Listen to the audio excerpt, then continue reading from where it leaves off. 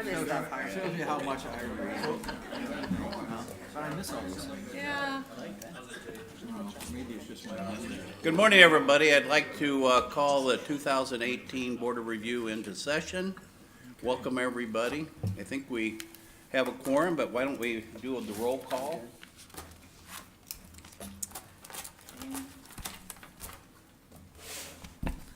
Laurent. Here. Hillman. Here. Methune. Here. Hammond. Here. Jancourt. And Azier. Here. Okay, the next agenda is to elect a chairman to the Board of Review. I'll entertain a motion. I move to nominate Tom Hazer for chairman. Second. I'm sorry, I didn't catch that. Okay? Any other nominations? Okay, can we call the, I didn't hear that. I'm sorry. I was. they nominated me for chair and seconded it. Okay, so who was first? Who was second? Rick. Rick? Okay, And I was second, Chris. thank you. And Mr. Chairman, I'll move to close the nominations and cast the unanimous ballot for yourself as chairman. Okay. All in favor? Aye. Aye. Aye. Any Aye. opposed? Okay, now I would entertain a motion for the election of vice chairman. I would nominate Paul Jancourt. Second. Okay, any other discussion? Okay, I would call the roll on the vice chair. Laurent. Aye. Hillman. Aye. Methune. Aye. Hammond. Yeah, yes. Jancourt. And Azier. Aye.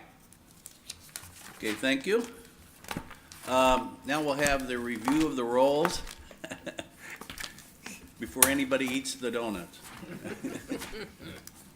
Would somebody like to go over and check their own address in the rolls?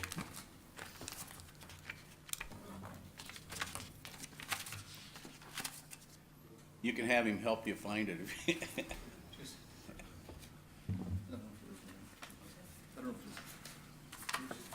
Somebody watch that movie. You need more than one, Tom? No, he can do it, I think.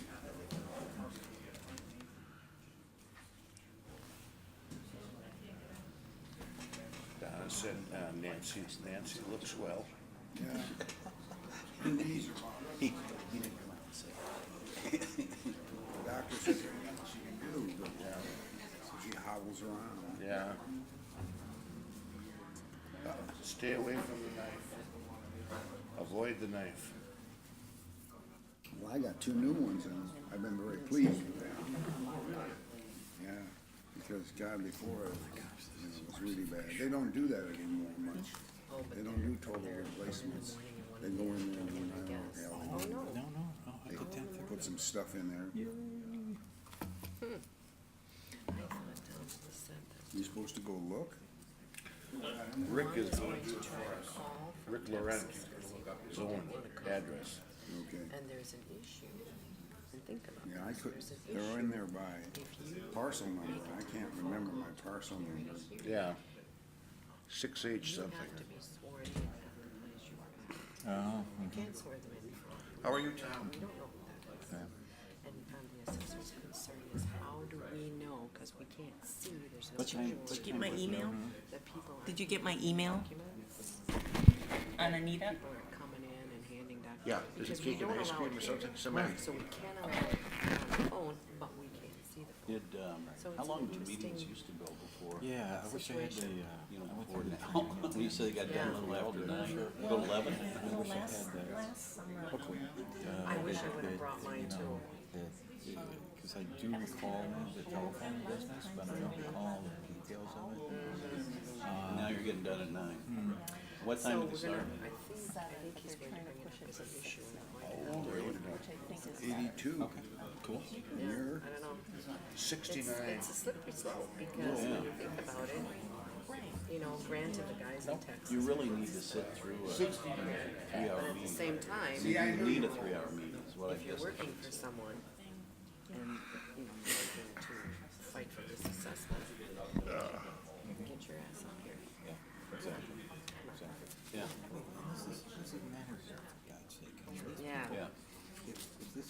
But a lot of them are coming in here Oh, yeah? and learning about it for the first time. And they get agendas, right? Well, I know. And they get agendas and they get the information.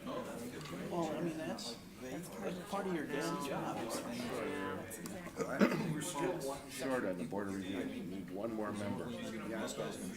Yeah, yeah, I would think so. Moved on. Who's that? One of those silly things. Yeah. He used to work for the assessor years ago. Oh, Oh, Yeah, I can't, Jerry? what? Rowland's. yeah. Yeah, he was the deputy assessor. He was the deputy. Yeah. He was a deputy of us at one time. Yep. We still don't have a replacement for him. Okay, so Just wait. land, 398 building. We're not, I don't know any parcel numbers. Oh, You guys show up every time, so they're not worried about not having enough, not having a quorum. I think they got a few other things on their plate. Yep. You guys operate so efficiently, there's no need to replace any of it. Well, there really is. In case somebody gets ill, you know. You never know. that was, Bob, Barb York was our representative out there, city council, she brought that. Yeah, Of course, there's things which I thought was probably about time. The, yeah, after the election, I could see where you can't go any, what are you gonna do? There's no sanctions. Well, we don't have the, rolls aren't by address, they're by person. That just, you know, you figure all those years from the Bratwurst incident, and he keeps getting reelected, and all of a sudden now he loses both seats. It's just amazing. No, they're just looking at it. You know, maybe the I don't know dynamics my of that personal neighborhood over there has changed. 6H is all I know. You know, I mean, see, well, he's got Broadway. I know how much taxes I pay. Yeah, I exactly. mean, you got- Yes, That's exactly. a whole, you know, that whole area has changed so much from the way it had been years ago. Now it's the upbeat kind of yippee, yippee. Younger generation, yeah. Sure happy I asked him. Of course, who knows their personal number? I don't. I know my address. Yeah, well, it's, the guy wants to do a telephone. One short, huh? Yeah. Nobody wants the job. I gave the mayor, a name that I Oh. thought would be really good, but I don't know if he might be on another board and doesn't wanna be on a second one. This one's an easy one. I mean, It's once a year, once a year. yeah. But it, When you're on plan commission, Christ, that's twice a month. That's 24 times a year. And this is the only one you get paid. Well, this is the only one in the whole bunch, Yeah, Okay. yeah. Did you? Okay. and I don't know when that was. It was sometime back they tried to And do does, away with the pay. That didn't settle. No, I'm sure it did. Rick, does it look okay? It looks okay, yes. All right. Okay, we've reviewed the roles. Now I would like to call on our clerk for her statement. My name is Chris Teskey. I'm the city clerk for the city of Green Bay. We have met all the legal requirements under state statute to convene this board of review. I've certified under 70.46 Wisconsin statutes that Jay Hammond, Paul Jankwart, Thomas Azier, David Hillman, and Richard Laurent received the qualified training. The city has an ordinance for the confidential of income and expense information provided to the assessor under the state law, section 70.47 sub 7 sub AF. The assessment roll has been received and the clerk and the board have reviewed for double assessments and other apparent errors. Open book session was held on April 26, 2018 in the assessor's office and the assessor was present. Level of assessment is at 98.7%. There are 3 objections this year, and they are listed in your binders. For record keeping, I would ask that you not speak over each other, wait your turn, and speak into your microphone. Thank you. Thank you. Now we'll have the swearing in of the city assessor and his staff. Please raise your right hand. Do you solemnly swear that the testimony which you shall give on the matter now on hearing will be the truth, the whole truth, and nothing but the truth, so help you God? I do. Please state your name and address. Russell Schwant, 3292 Leonard Point Lane, Oshkosh, Wisconsin, city assessor. Stephen Shepro, City Assessor's Office. Thank you. Now we have the presentation by our assessor, Russ Schwant. All right, this year, as Chris stated, we're at about 98.7% of market value, excuse me, which means the market has turned around, and probably if you've noticed, houses that are on the market are selling at a rapid pace.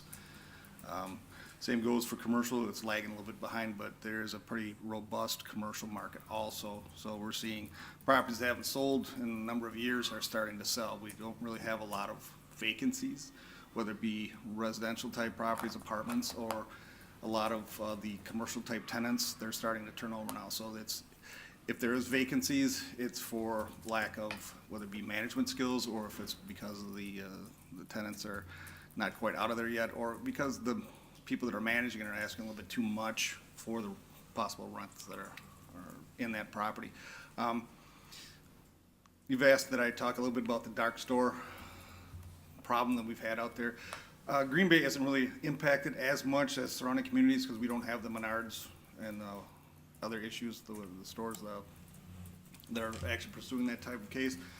Basically, what the dark store theory does is you compare a active, ongoing business such as a Menards with one that is a vacant store that's been out there for quite a period of years, and use that as one of your comparables. If you look at the new Menards that's built in, say, Howard, the new one, and then you look at the one that's out on Oneida Street, just off 41, they'd be using the one on Oneida Street to compare to the one that they just built. That's their comparable. What they don't tell you is that because of deed restrictions that don't allow another lumber yard or a similar type of business to go into that old Menard store, that's why it's vacant. That's why nobody else wants to purchase that property, because they're restricting what type of businesses that can go into there. But they're still using that as comparable. They're not making adjustments to that property when they're doing the appraisal to account for that, but they're saying, well, this is still a comparable property because it was used for that purpose, but they're not making the adjustment. So that's one of the issues that we have, and I've testified before Senate subcommittees and Assembly subcommittees to that effect, and we almost got it passed. The problem that we had is that because of politics and because of who's donating to who in campaigns, the bills died because they weren't brought forward for a vote on the floor. Whether because they didn't want to embarrass the person that would have to sign those bills into law, or what the reasoning was, they never got past a certain point. We're hopeful that it goes forward this next year, but you never know. There's been a few articles written over the past several months detailing some of the issues that are pretty much throughout the whole state that are doing. I think Walgreens is another issue. And that's one of the other things that you hear with the dark store thing, is the Walgreens issue. Walgreens basically is a store that will do a build to suit, and they rent back from the property or the person that builds the store. And it's a long-term lease, maybe 30, 40-year lease with, they do I think after 20 years, they can renew the lease at 10-year cycles or whatever, and it's a pretty favorable lease to the lessor. So they don't want us to use that lease for the income approach when we're doing that type of valuation process, because it's to recapture some of the costs that they did for building that particular store. Well, I guess there is some sort of a disagreement on that, because those stores sell on the secondary market on a national basis for maybe $4, $5, $6 million to other investors, because they want to capture that income stream that they're getting on that rent. Courts have disallowed us from using those sales for whatever reason. So you have sales of properties that are Walgreens that are selling for $5, $6 million, and in Milwaukee area, they settled, I think, at $1.5 million after 5, 6 years worth of court battles. Appleton just settled theirs at, I think, $2 million for all their Walgreens. So it's affecting cities negatively, because you look at their sales of properties and what they're assessing them for, and that trickles down to the other property owners who are picking up the slack in tax bills, which means the property owners, mostly residential, are paying for that. So that's something that I've been working on, and a lot of other assessors have been working on, along with the League of Wisconsin Municipalities and the Town Association, to try to fix. You know, we're trying not to be political, but when it affects our jobs and our ability to do our jobs, it becomes, you know, incumbent upon us to kind of take a stand. So that's what we've been doing.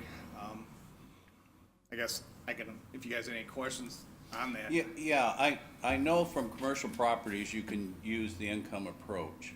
Yes, And the law permits you to do that, correct? yes, The issue I've always, or at least I've thought about, is the assessment is based upon the land and the improvements, correct? yes, So if you, in residential, we look at, you know, what's the value, what did it sell for? What did that property sell for? And you look at the, you know, then you assess the land and the improvements based upon prior sales or what that property sold for, or whatever. You get to commercial, and we don't appraise that property the same, do we? well, you're appraising the same bundle of rights, yes, but what gets confused in the whole process is what is the value of the business that's operating on that land? What Walgreens and some. Okay, but we're not appraising the business, we're appraising the land and the improvements. Correct. So did the land and improvements make the business better? Or does the business who comes in there make the land and improvements better? That's gonna be the issue.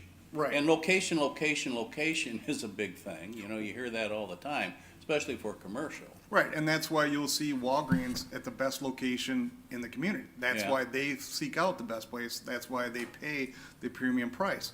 And that's why they will argue against us assessing that land at the price they paid for it. I mean, that's the biggest Well, I problem that we mean, I have. don't see how they can have an argument there. Well, they do. Walgreens, I don't see, And yeah. they win that argument. I mean, you can look at what they paid for the land, you can look at what they add for the improvements, what the cost improvements are, you put that number together, and they will argue that that is not the value of the property, which to me is, Well, how can they argue? How can you argue that? they do, and they are successful. And they're successful? Yes, they are. Then you take the next step and you do the income on it, because you have a lease in place, a long-term lease that reflects the value of the property based on sales in the secondary market. They argue that that is the value of the business. Well, no, that is the value of an investor will pay for that particular property of the income stream Sure. that it brings to them, which is the definition of the income approach. So when you look at that, they shouldn't have an argument, but for whatever reason, they were able to successfully argue that before the Supreme Court in a Madison case, and that has been the rule of the law on the land in Wisconsin for the past, say, 15 years. So we've been trying to overcome that through court cases and through legislation for that period of time, and we've been unsuccessful so far. Okay. But if you take that to its extreme, then you look at what are apartment buildings valued at. I mean, if you're valuing apartment buildings on the income approach, on the rent that they get, well, why shouldn't you just say, okay, well, that's based on, you know, the income neighbor, why isn't that illegal then too? Why isn't that just based on the bricks and mortar of that building? Has anybody argued that? Not yet, but it's only a matter of time. That's what I figured. So it can be blown out of proportion, and it's only a matter of time before residential owners are paying the mass proportion of the property tax burden in every community that's around here. I mean, we've got Georgia Pacific complaining the same thing, that their buildings aren't worth anything, that their whole plant at the end of Lombardi is worth $5 a square foot, because it's not worth anything. Even their office buildings, $5 a square foot. Even though it probably is worth, if they were to sell just the office buildings, probably more like $75 a square foot, what we would consider Class B office space. The plant being worth maybe $5 a square foot, but that's, you know, not an argument. So we're in court with them 2 years running now. So it's not an annual thing, it's continual. It's not something that we ever get away from. Okay. Any other questions? Russ, could you give us a brief annual batting average with the department, how we stand with Department of Revenue cases? With the manufacturing properties? Because that's the only one that they deal with. Yeah. Okay, right now, we're in court, like I said, with Georgia Pacific. Those are the only ones we have active right now. And because of, we're still waiting for information from them from 2017 cases, and we've already got the 2018 values out there that they've objected to. We're batting zero because we haven't had any determinations yet. We have won the preliminary rounds, but when it comes to the final rounds, we haven't had any determinations yet because we haven't gotten to that point. Is there anything besides Georgia Pacific that's outstanding there? No. How many people came to the open book and then filed objections or spoke to you about adjustments or whatever? I think open book, we maybe had 2 people, Okay. which is 2 more than we normally have. Since the one person we had every year, I think, passed away. Okay. But because of our information being online, as soon as our values are published, our books are open, so the open book is pretty much a misnomer because it's kind of an archaic term. But I think it's more for those jurisdictions that don't have a full-time assessor, that people can come in and actually look at the assessment rolls on site, whereas we've been pushing the Department of Revenue to have them be able to be published online for people to view regularly as soon as the values are done. So how many people objected? How many objections do you have? Any idea? Well, we got Commercial and 3. residential? We have 3 total. But So- you must have settled some, didn't you? Well, we didn't really settle any. We turned some away. Okay. I will say that, but I don't know if we settled, maybe, came to an agreement on maybe 2 of them that, because of new information that came to light between open book, or between the notices and open book. You know, there's a couple of those, but that's only because, you know, new information, whether we didn't know something or whatever, that's the normal thing. And we may have some adjustments at the end that, because of timing, I don't know if we have, do we have any of those? Well, we don't have any of those this year for you either. So, fairly clean year. Good, Great. good. Great. Any other questions of the assessor? Okay, now we'll hear from our city attorney. Good morning, my name is Joanne Bungert, I'm the Deputy City Attorney. My role here today is to provide advice and legal counsel to the board, who is acting as a quasi-judicial body. The Board of Review members sit as judges to hear evidence and to make determinations today, based on evidence and testimony presented. I'm also here to ensure that the board complies with all applicable laws and that the proper procedures are adhered to, and to ensure a complete legal record is created from today's proceedings. The procedure for today's hearing will go as follows. The board chair will call the hearing. The clerk will swear in any witnesses to testify, who wish to testify. The objector will present their case and evidence first through sworn oral testimony, and the assessor and the board will have an opportunity to ask questions. Next, the assessor will present their case, and the objector and the board will also be able to ask questions of the assessor. Following that, the objector and the assessor will have the chance to ask rebuttal questions, and if necessary, brief summaries can then be presented by the objector and assessor. At that time, once all the testimony has been given, the board will deliberate and make a motion. In the board's deliberations, they must presume that the assessor's valuation is correct under state law. To overcome that presumption, the objector must show that the assessor's value is incorrect to the satisfaction of the board by the sworn oral testimony presented today. The board is bound to accept the assessor's assessment as correct unless there is competent sworn testimony not contradicted by other evidence that proves the assessment to be incorrect. The board does not independently set valuation, and it does not do over the work of the assessor. The board cannot change any value fixed by the assessor except under the sworn testimony produced for that purpose. All valuation must be justified and based on the sworn oral testimony. Supporting documentary evidence may also be considered so long as it supports the testimony given. There have been some developments in the law recently that may impact proceedings today. One of those is the passage of Act 68, and the other is the Supreme Court decision Milewski v. Dover.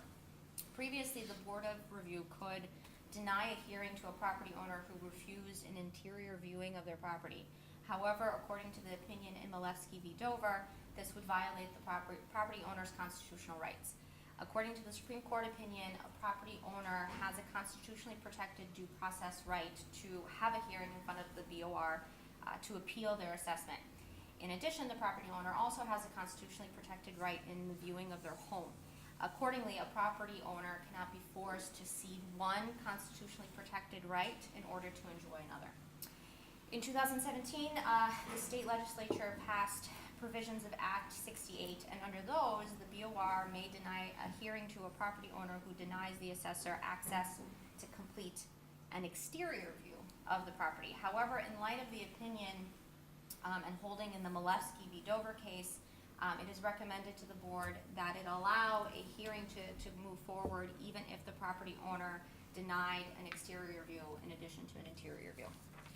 The lack of access to viewing of the home and the credibility of evidence offered can be managed as an evidentiary issue at the BOR hearing rather than denying access to a hearing altogether.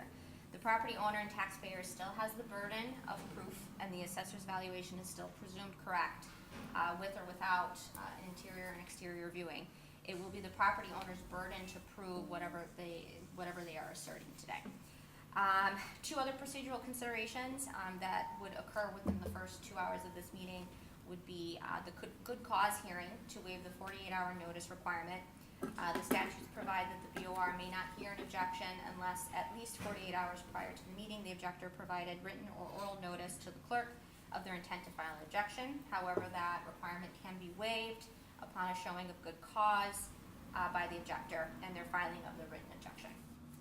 Secondly, there can be a request for a waiver of hearing. The board may waive a hearing at the request of either the property owner, the assessor, or on its own discretion. The objector may request the board to waive their BOR hearing and to allow the objector to proceed to a review before the circuit court. The board would review the circumstances and state on the record the reason for waiving the hearing. The 48-hour notice of intent must still be given and complied with. A written objection must be filed with and complied with, and the request must have been given prior to the commencement of the hearing. Lastly, we also do have a request for a hearing via telephone today.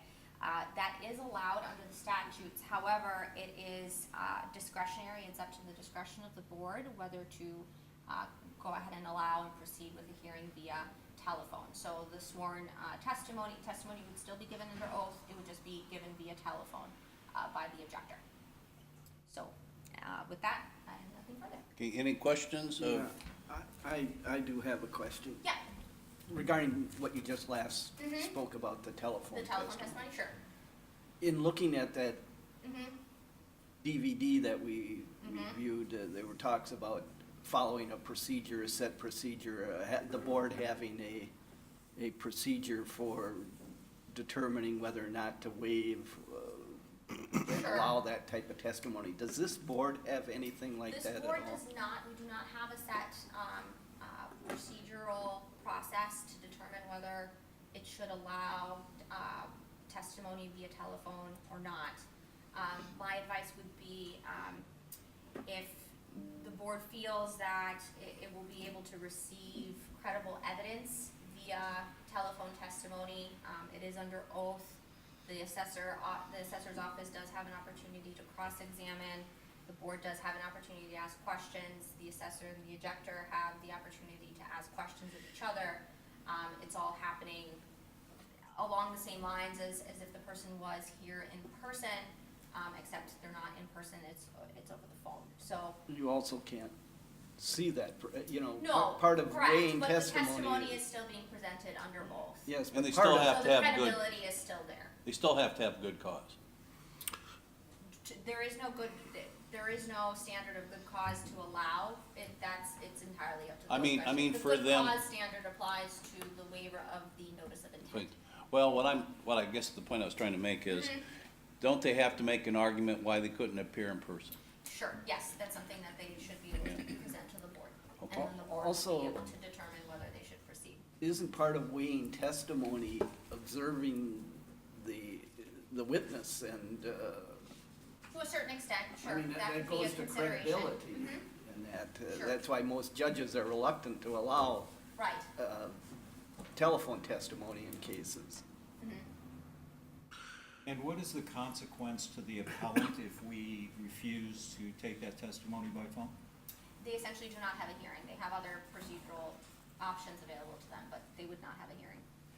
Mr. Chairman, would this not be a case, wherein new law has, and we exercised it last year, where we could refer this directly to the Department of Revenue, deny the telephone testimony, but No, they go allow to this- circuit court. They if would go to they- circuit court, yeah. yes, right, and the board could, in lieu of deciding whether to allow a hearing to proceed via telephone, the board could, at its own discretion, elect to waive the hearing and move it directly to circuit court. So that would be an option. Right. You could outright deny, at our discretion, the telephone testimony, just because we don't wanna do it. Well, But I this think would it's be more than another- just because we don't want to. Yeah, I mean, there could be just cause why they can't Well, appear in person. We felt that, But I'm saying it's discretionary. right. So that's all I'm saying. And, however, another side door might be to waive this hearing over to the circuit court. I wouldn't recommend that. That's what they want. Oh. I mean, that would be more costly for the city. Regardless, that is another Right. escape. If you're asking my opinion, if you want my opinion, I will give my opinion. No, that's fine. Okay, my opinion is that they had ample opportunity to appear. Well, wait a minute, let's not start arguing No, I that understand. If case you want my yet. opinion, I won't Yeah, give my no, opinion. not yet. Okay. If we get to it, we'll argue it, Fine, I really have satisfied my query. okay? I have a question. Yes, Who swears this person in? the clerk would, via telephone. Somebody over there swears? No, the No, clerk no, she would, does. here would be, Okay, how does Asking the the clerk person know to- that the person on the phone is the person who he says he is? Let's take his word. the person is stating under oath and under penalty of perjury that they are stating who they are saying. Under They are oath, on over oath. here, when they're over there. Correct. But they are stating under oath and it is being recorded. Okay, It's a bad. yeah, it's, Any other questions of the attorney, city attorney? Okay, thank you. Next on the agenda is, do we have any good cause hearings today? None, okay. Okay, do we have any waivers? We do have a waiver, right? No waivers either? Okay. Okay, we can start the appeal process now. We have nobody here, so is the first one the telephone? The first two are. Okay, first two are, okay, Via telephone? Yes. okay. Let's do, would the assessor please present the parcel number and the assessed value of the first?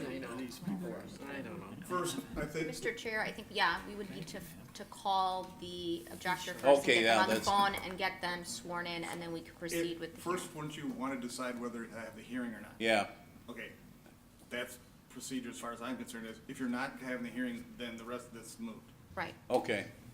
I guess I was trying to get the parcel on the record before If we you're not having a hearing, probably, you don't need to have a parcel on record. okay. Who spoke to, did you speak to the objector? Yes, I did. You did? Okay, can you, Microphone's not on. okay, you're sworn in. Yep. Could you please, there we go. Okay, maybe you get your, okay. Why don't you explain to us the conversation and why they wanted to give a telephone, appear before us by telephone rather than in person? Our conversation throughout the last month or so has been information. Nicole and I from our office went out and visited the properties. Scott also, and basically made sure our information was correct. I did talk to both administrators and properties. I did have conversations, a number of them with the owner. All I know is from the other day when I talked to him, basically, the comment was gonna pull it. He was not gonna even come at that point, but he was wanting to know if he could do it by telephone.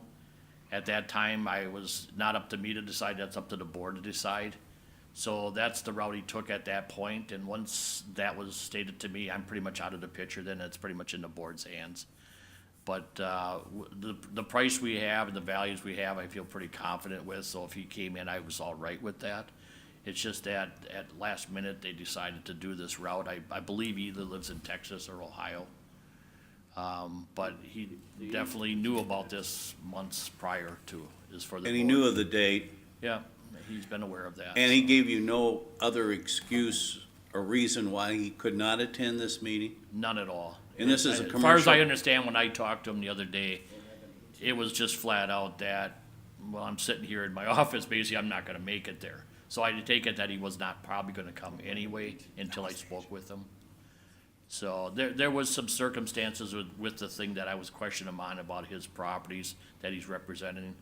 And once we stated that I think that was the reason he was not coming in, but I don't know, Is he the owner or a representative? he's a representative of it. Okay, Yep, and it's commercial property, correct.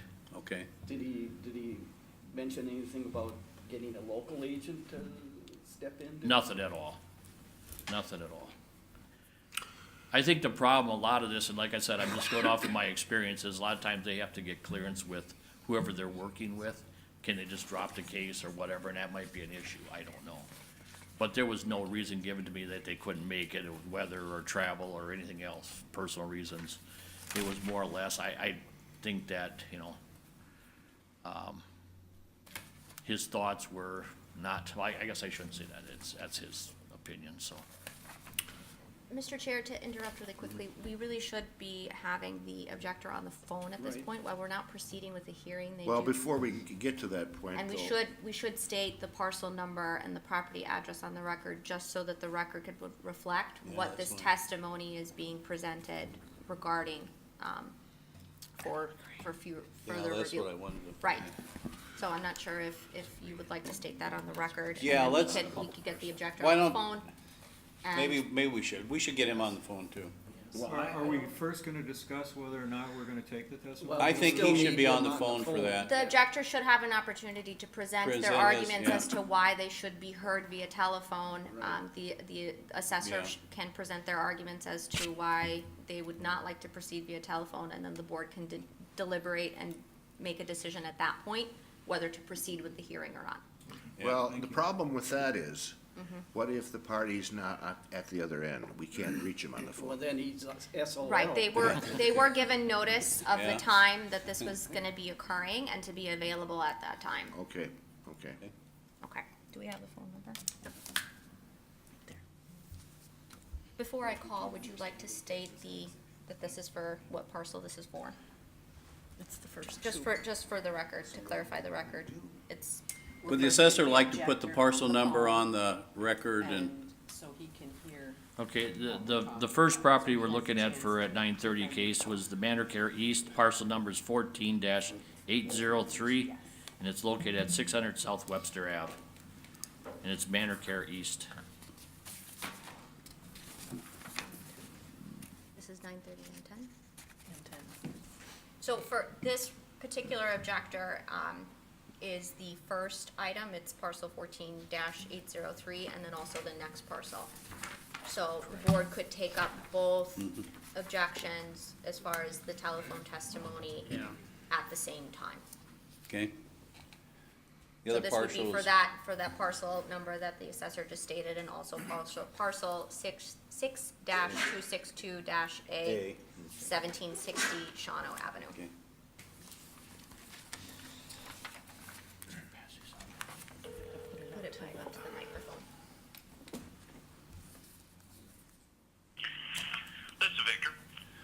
Yes, hi, my name's Tom Azier. I'm chairman of the Board of Review for the City of Green Bay. We have you through telephone here. we're looking at whether to allow telephone presentation or telephone evidence on your objection to 2 parcels in Green Bay. Yes, sir. And we're going to start with allowing you, we put the 2 parcels on record, and we would like you to now give us testimony as to why you could not appear today at this hearing and why you wanted a telephone presentation. Okay. Well, I have conflicts in other states. That's one of the issues. And, I tried to work with Steve informally along the way, and we couldn't come to an agreement, on how to resolve the valuation issues. So I was hoping that we could present the information to the board, let them make a decision, and move along. We would need to have the objector be sworn in first before. Okay, he yeah. continues presenting testimony. I'm going to have the clerk swear you in. Okay. Okay?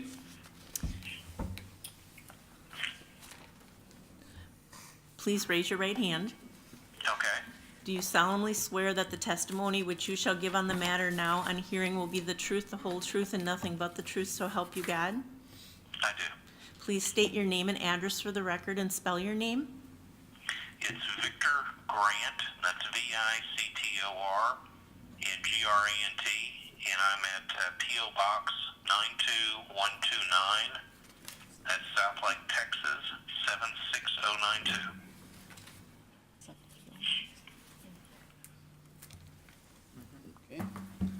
Okay, thank you.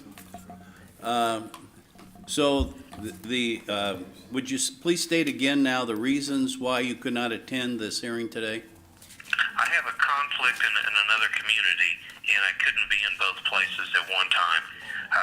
That's ultimately why I'm not there.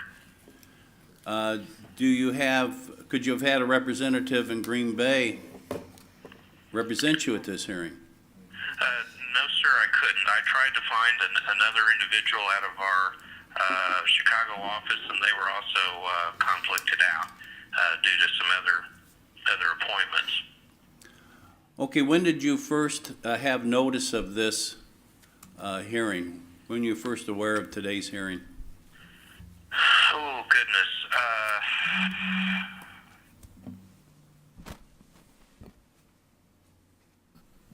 It was late last week. If I told you it was Thursday or Friday, I may be a little bit off, but it was late last week. Okay, and you didn't have any other notice prior to that of this hearing today? That's when I got the official notice from Chris. She had sent me an email with the 2 dates and times. Okay, when did you first appeal the assessed value of these properties?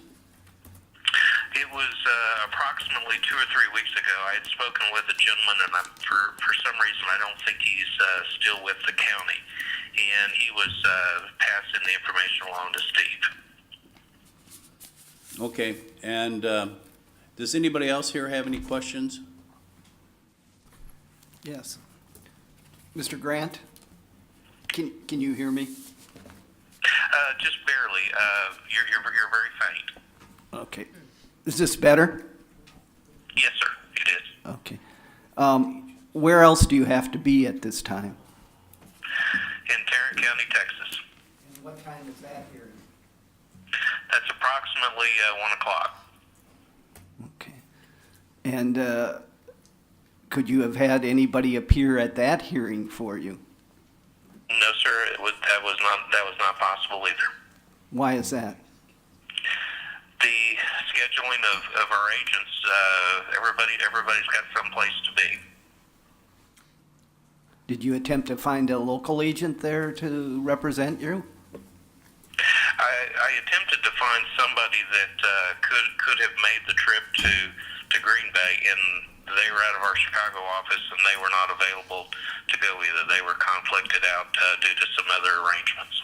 That wasn't my question. My question was about a local agent in the other in the Texas, No, sir. All of our agents are conflicted out due to other time constraints.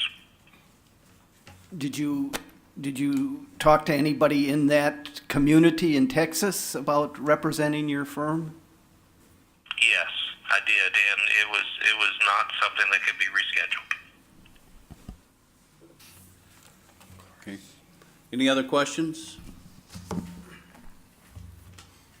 Okay, for the record now and for the appellant, could we have the assessor's office again put on the record exactly what transpired with this objector? Well, I think what Mr. Grant was referring to is that. Just a second, can you hear him, Mr. Grant? Yes, sir, I can. Thank you. Okay, That he was originally working with Mike from the assessor's office at that time. And then all information was passed on to me. We've been discussing this back and forth. Like I said, I did go out to the properties and measure to make sure all of our information was correct. We've been in conversation about it. We disagree with the valuation, and there's reasons why. But as far as, as far as I was aware, he was going to be here today until the other day when I just talked to him that he was still in Texas. So I had no idea that it was even going to go forward at that point. So I guess, and then it was brought up about the phone conversation at that point, and that was just yesterday, so. okay. And when did discussions first start with Mike? That's something. Judge, that was probably 2 or 3 weeks ago. Okay, Mike hasn't been in my office since early January. He left my office January 5th was his last day, so it would have had to been in January or in December. So that would have been in late December, early January, so it's been quite a few months. Bear with me for a moment. Steve, Yes, was there a gentleman in your office that would have been there approximately 2 to 3 weeks ago that's not with us anymore? no. Okay, I apologize then. I have an abundance of accounts out there, and I thought that the gentleman was in your office. Apologize if I've misspoke. Did you have discussions with Mr. Grant? Yeah, you can speak. They were all sworn in, correct? No, they weren't. They Let's, weren't. why don't Okay, we, so yeah. I would swear Okay. them in first.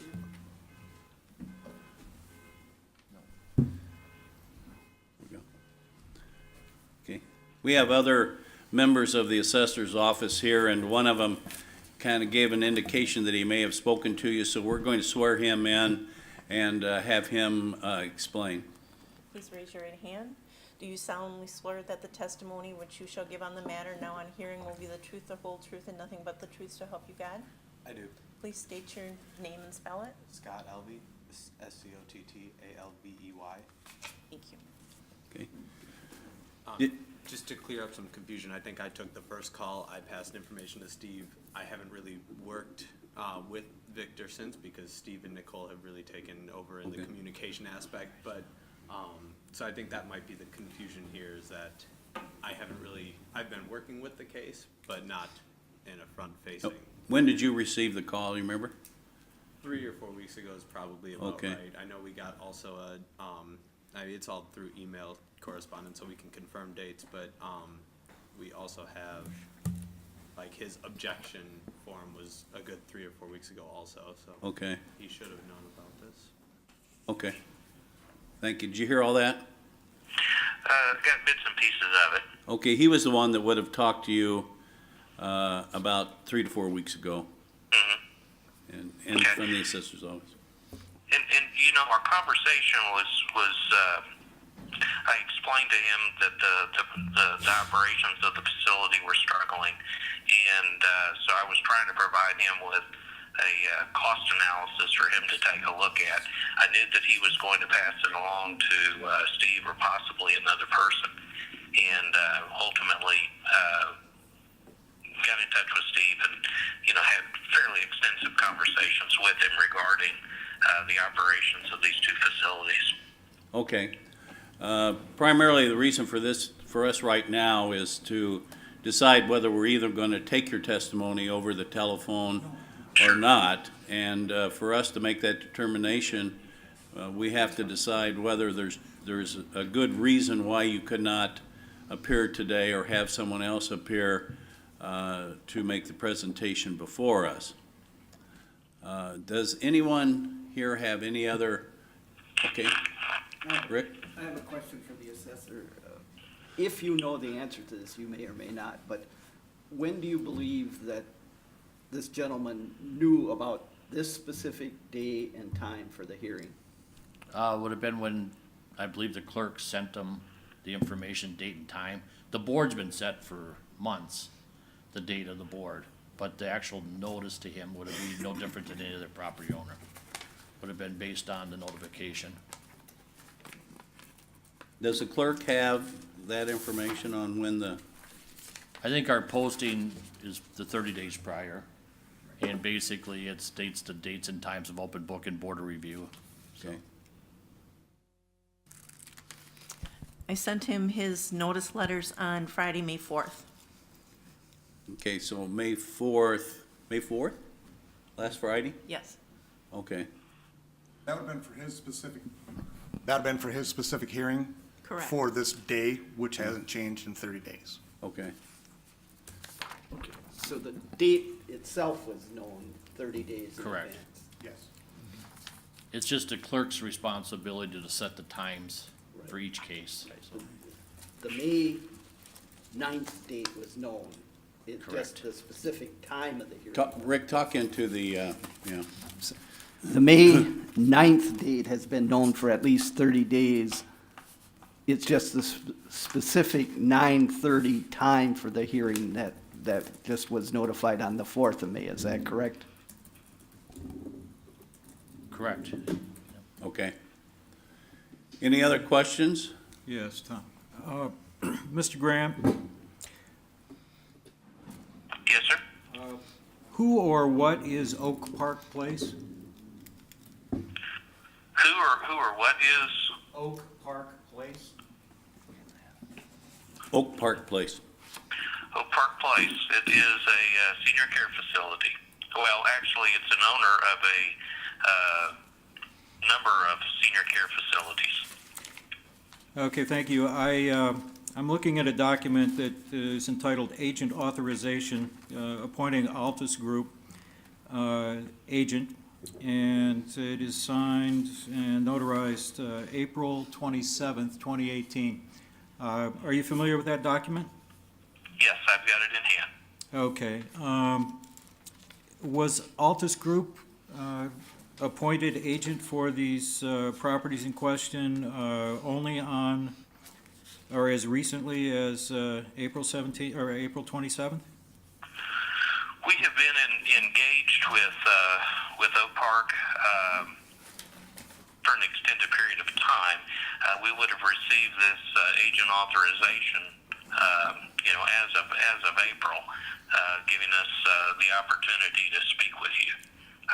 So we've had been engaged with them for a lengthy period of time, but the authorization was just recently given to us.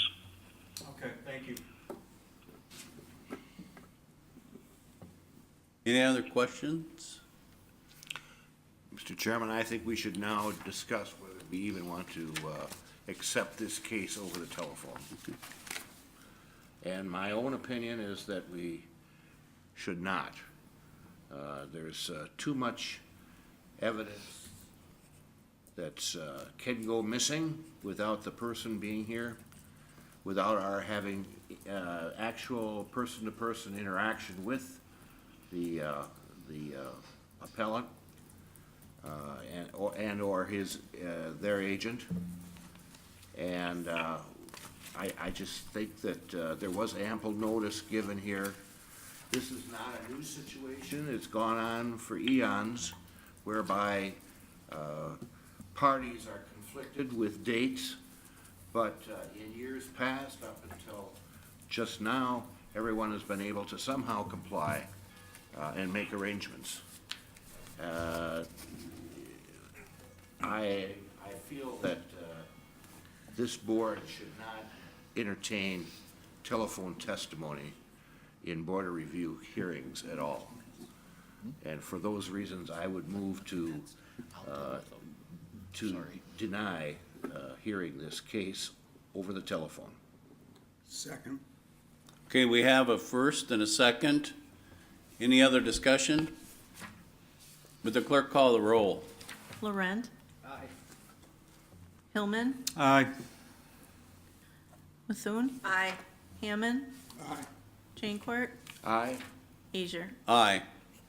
Okay, Mr. Grant, we now have voted, and we will not accept this case over the telephone. Okay, very good.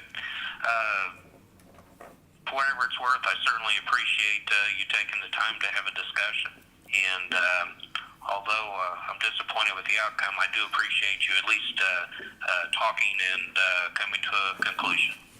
So Okay. thank you. Thank you, sir. Bye now. All right, have a good day. Okay, thank you.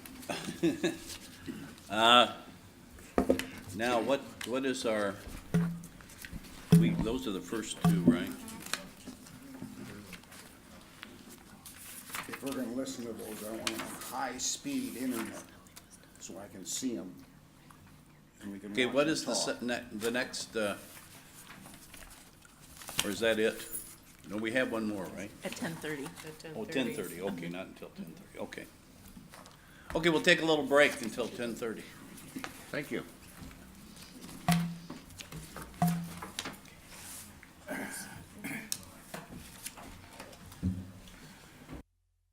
Hotel bar. What?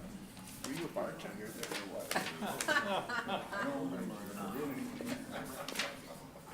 Holy crap.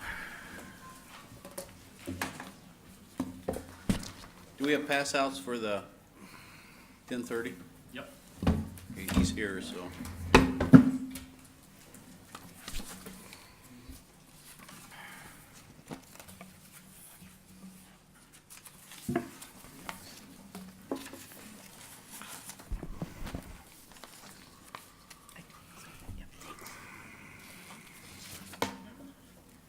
Thank you. Thank you.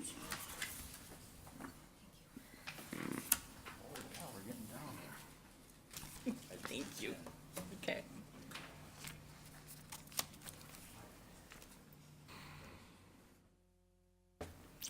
Was this the old IBM building? Yes. You can come up now. Well, wait a minute. You call it IBM, that was where, I could call it the FBI building. No, this is the old We were in there. But and then it was the Humana building.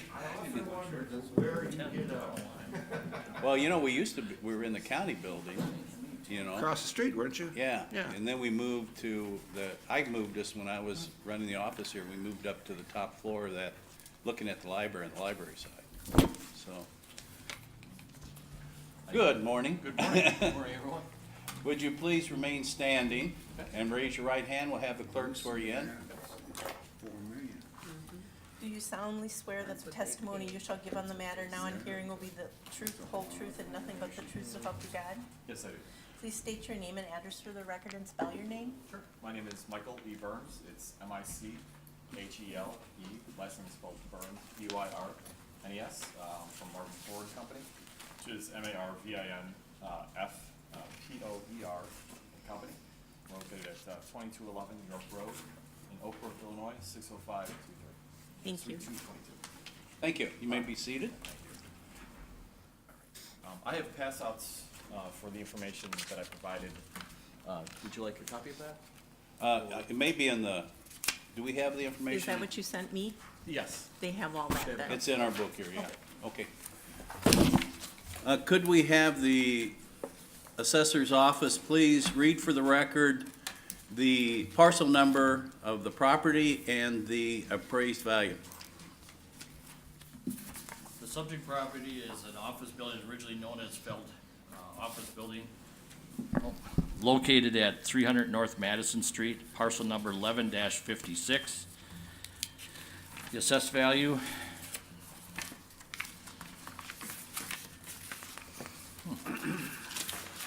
is $680,100 on the land, $4,988,400 on the improvements, with a total valuation of $5,668,500. Okay, thank you. Okay, our procedure here is, you can present your oral testimony, and then the assessor will be able to ask you questions, and then we will ask you questions. We'll have the assessor then present testimony.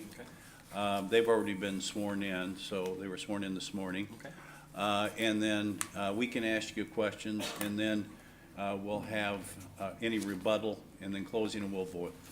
Okay. sounds Okay? good. Thank you. Good. So you may start now. He can, excuse me, he can ask the assessor questions also. Didn't I say that? Yeah. Oh, I'm sorry. You can. Sounds good. Okay. So, it's a busy day, and I want to be, short and to the point. So what I'm asking, I spoke with Steve yesterday, but I'm asking for the board to give some heavier weight to the sale of this property, which is in 2017. Our client, Granger, bought the property for $3.1 million. And they bought it for their subsidiary, which is Imperial Supply. And they bought it 'cause, according to Ken Marciniak, who is the local contact for me and for our company, he handles the non-income tax for Granger. He said they bought it in order to expand space. And based on the system in Wisconsin, I'm asking them, the board, and for the assessor to give some heavier weight to the sale price and some of the sales comparables that I found in my own research. Okay. So in this case, so what I found in my comp set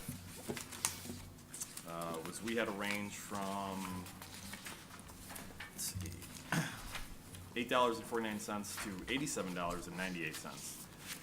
Now, looking at the comp set, some of these sales we can either adjust or just discount right on their face simply because of the type of sales that they are. The first one,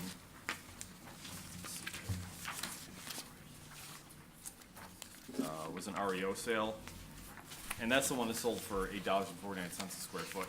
I wanted to give the board and give the assessor all the information that I found in Green Bay, just, so we're on the same page and, giving full disclosure.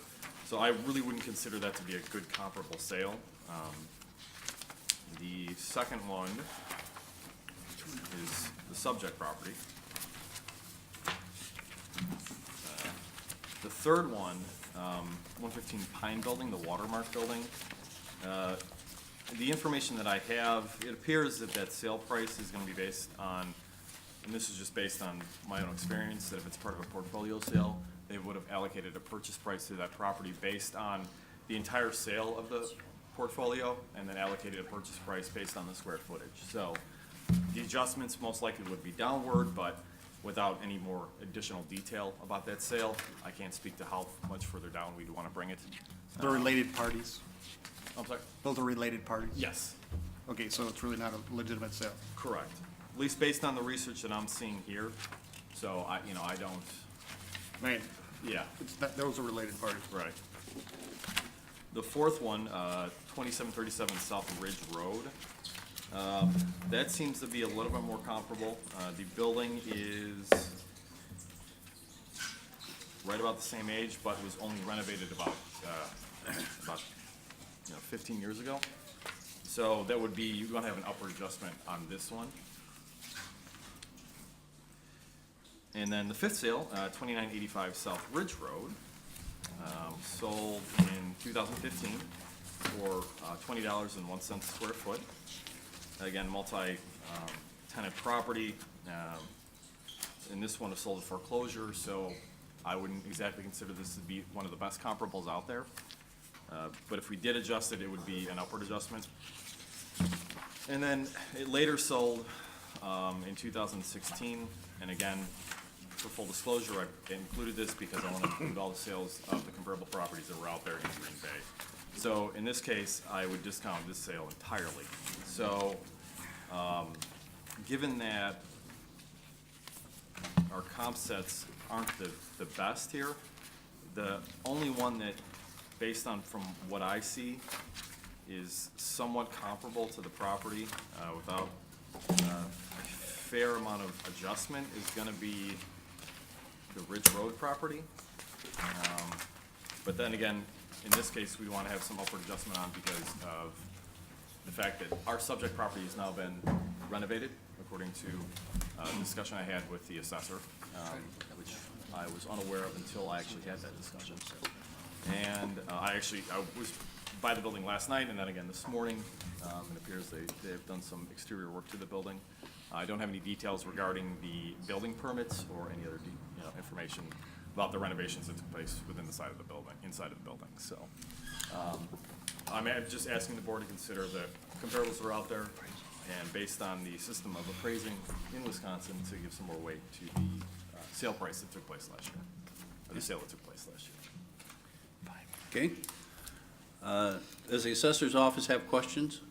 Well, I guess he's pretty much explained it all. He hasn't really seen the building, so I guess to have these as comparables, he can't really list them as comparables because he hasn't been through the building, so you would have to know what the building was to actually list comparables.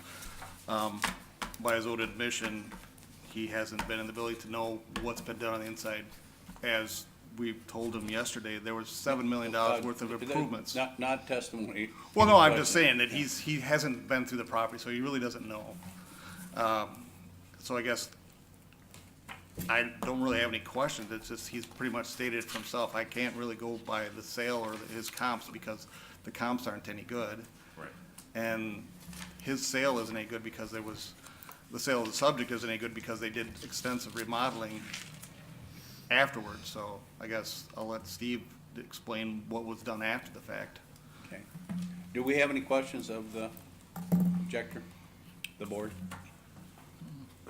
At this time? When was this property acquired? What? 17? 2017? Yeah, it was July, I'm sorry, may I answer? You can answer, okay. The settlement statement, the closing date is July 19th, 2017. Okay, and subsequent to that, there was some major addition?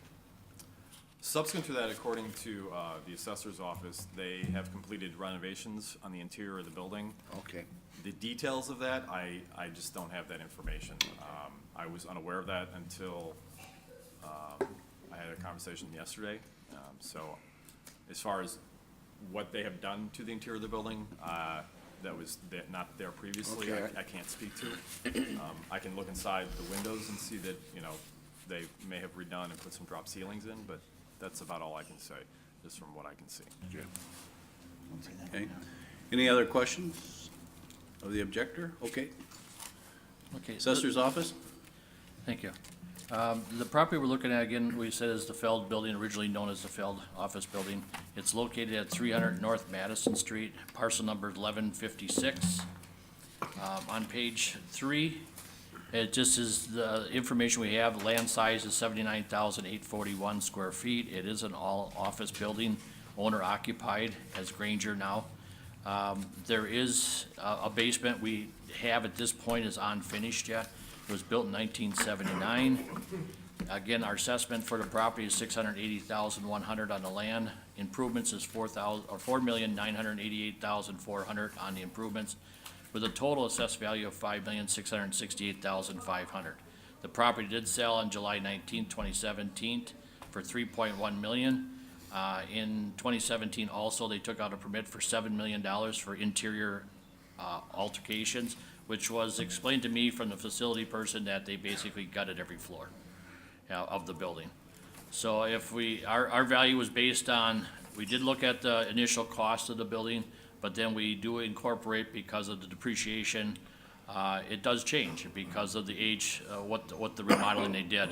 Our value of $5,668,500 is based on that remodeling price. The comparables that we have on page 5 is, I think everybody's familiar with some of these properties. I think the biggest one probably to compare it to would be the Associated Bank, where they bought the Regency building. They bought that building back in 2012 for $7,400,000, and they took out $8 million in permits. Now we're at 12 million. So we're treating them equally as far as, you know, you took a building, here's the price. Excuse me, go ahead. Which building was that the Associated bought? I believe it was the Regency. Yeah, the Next Regency to the- building downtown here. Main Street. Is it? Okay. Okay. 433 we have, yeah. What? Okay. And basically, that was the sale. Like I said, we're just trying to show that as an example of what happens when they bought these buildings for the price that they do and then do the renovations of it. Now, if there had been nothing done of it, we probably would have looked at the sale a little bit more than that, but that was originally what we looked at. Now, as far as, you know, to determine what the value would be, it's an opinion based on depreciation of the building. When I talked to Mr. Burns prior to this yesterday, I was kind of surprised that this was even coming before the board of review, because with the $7 million, and he was not aware of that it was not even remodeled. So I think that was just knowledge of the building. The rest of the comparables are pretty much the same thing. Either they have not been remodeled, so the value is lower, or they have been remodeled and they've been updated since then on all of them. The only other additional thing is, as I understand, there was an appraisal on this building in 2017 for 3.2 million as is, and stabilized as 5.7 million. As stabilized, we're at 5.6. So I think based on that information, our value would be consistent out here of what we do in the city. Okay, sir, do you have any questions of? My only question would be, for typical sales, knowing that a recent sale is supposed to be considered, you know, the best indicator of value, would you make adjustments to that sale, knowing that, you know, there was changes or remodeling done in the building, and then discount that sale later on, or discount the sale and then make adjustments The thereafter? sale is as is at that point. And then we look at what the inclusion of the permits and stuff would change the value to. Okay. We do look at that, yeah. Our assessment date's the first of the year every year, so we have to look at Yeah. what exists as of the first year. So if the sale occurred close to the first of the year, obviously that would take more weight, and the remodeling occurred after the year. But since the majority of the remodeling, everything was done prior to the first of the year, that was, took a majority of the sale away from what we were looking at. We looked at the sale plus the inclusion of all the improvements made to the property. I mean, generally, Wisconsin doesn't chase sales up or down. We're more of a uniform state. You know, uniformity is a part of the Constitution that we have to look at. I just like to, downtown Green Bay made a presentation to our Optimist Club, and on that was remodeling and buildings in downtown Green Bay, and this was one of them. And the inside is, we had our offices in there when it was still the Feld building, and what they've done inside there is phenomenal. I mean, they just ripped that whole thing apart and rebuilt it. It's really something. And figuring who's moving in there with Imperial, you know it wasn't going to be cheap. So, Right. any other questions of the assessor? Yeah, I got a question. They bought it for $3 million. Sure. They spent $7 million. That's $10 million. And you got it assessed at about 6/10 of that. How come it's not at 10 million? We look at contributing value, but you are right. I mean, you know, I think I'd be concerned with as far as, is the value worth more than that? Yeah, I think you got a good point, but we do try to stay consistent what we do with buildings downtown.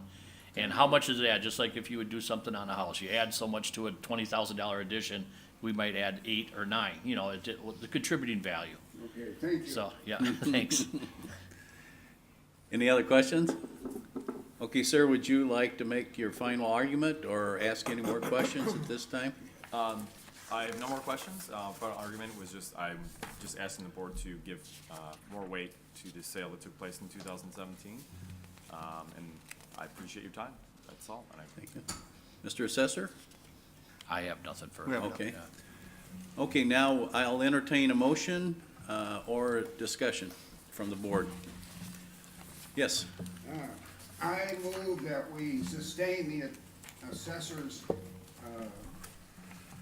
total assessed value at $5,668,500, primarily because of what I just brought up about the fact they've got 10 million in it, and the assessors have made some significant downward adjustments to come to this one. So I think that the appraisers, the assessor's number is good. I'll second the motion. Could you please, in your motion, put on the record what you're suggesting for the land and the improvements? Well, I took the total assessment, the land is 680,100, and the assessed improvement value is 4,988,400. For a total of. To get you to 5,668,500. Thank you. I'll second the motion. Do we have a first and second? Any other discussion? Would the clerk call the roll? Laurent. Hillman. Aye. Methuen. Aye. Hammond. Aye. Jancourt. Aye. Asia. Aye. Okay, thank you. All right, thank you very much, appreciate it. I'll need you down Thank you here. very much, I appreciate it. Come back down here and she'll. She's got a piece of paper for you. Sounds good, appreciate it, thank you very much. Thank you, Mike. All right.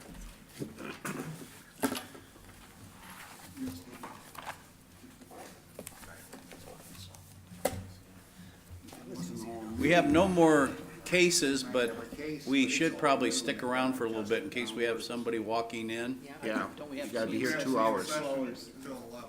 What's that? We have to be 11? in session Yeah, till 11. Okay. Do we have any corrections? No, we were all correct this year.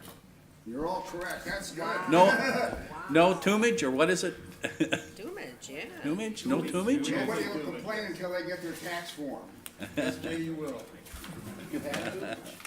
We've had, we have doings every year.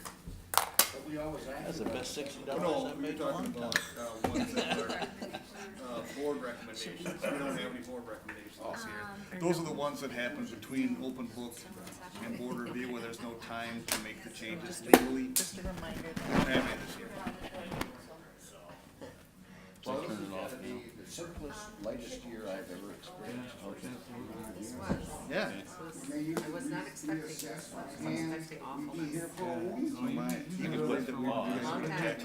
Pause it or not? Yeah, you can. I know, we've had some bad ones. No, you can actually. We paused it last time on a break. Okay. You guys think it's cool? Okay, we're coming back into session. Do we have any adjustments, Mr. Assessor? No. No adjustments. No, there was, any changes that occurred, after open book were actually taken care of in the roll because anything that was taken care of, we take care of with waivers, so, it was done by the book, so we're all good. Everything that, was changed is reflected in the roll, Wonderful. as attested to by Richard since he looked at the roll. Rolls, yeah. Okay, we have no more hearings. It doesn't appear we have any walk-ins. I have a request Yes, sir. of the Assistant City Attorney. Yes. Please do not ask us to watch that damn film again next year. 2 in a row is enough. I'll second that.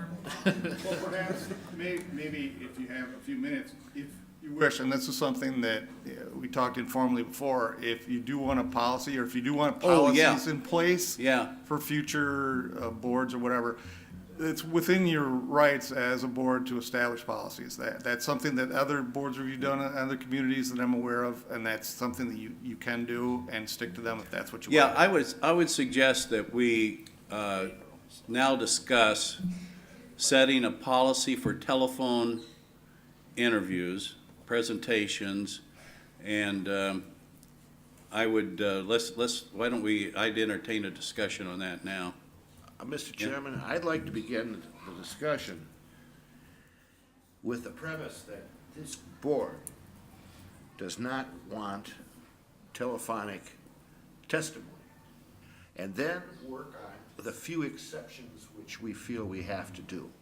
But essentially, I think this board, I sense, we are pretty much all against telephonic testimony. Yeah, I'll agree. I would support a general premise that we do not accept telephone testimony with exceptions. And then we can discuss some of the exceptions that we would consider being legitimate for accepting the telephone testimony. Does anybody have any problems with that? Okay. Why don't we can start with then that the presumption is we do not take telephone testimony. Now, what would be some of our exceptions? Or do we want to say on a, on a case-to-case basis? That would be the best. A medical condition. Medical Could be an condition, I would exception. be, yep, I think that would be a good one. Under the statute, if somebody presents a physician's note, due to for disability or illness that prevents them, the board is compelled to hear that person via telephone or via written statement. Okay, then I So think there is no discretion in that instance. that would be one of the prime exceptions. A physician's, Right, that's already provided under statute. Yeah, It's already taken care of. It's already taken. yeah. oh, all right. Well, then why don't we just leave it? What with, Are there there are no other exceptions in the statute, For, telephone testimony? no, that's the only item that's where the board will be Okay. compelled to hear. And besides, anybody who appears before the board, then the board shall hear that person. The discretionary item is, anybody else who you want to either submit a sworn affidavit or like a written statement or via telephone, that's discretionary. Okay. Well, then why don't Any we- other, do we want to specify any other? no. I think that would be the one, It's already provided for in statute. yeah.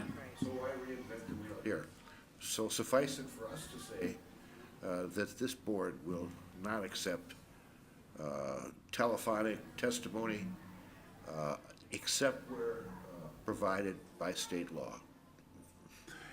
Yeah, Or I would advise that Yeah. if the board wants to have a policy and procedure in place, basically citing certain factors that the board should consider on each case-by-case Yeah. basis, I think that would be a more equitable and Yeah. fair approach versus just delineating an all-out ban on testimony via telephone. Because there could be certain circumstances where it Yeah. would be warranted.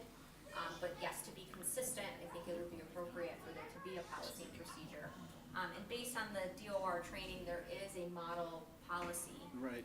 that can be implemented, so that could be something that we could review at the next BOR hearing next year, and the board will be able to review it and adopt and maybe potentially revise at that time.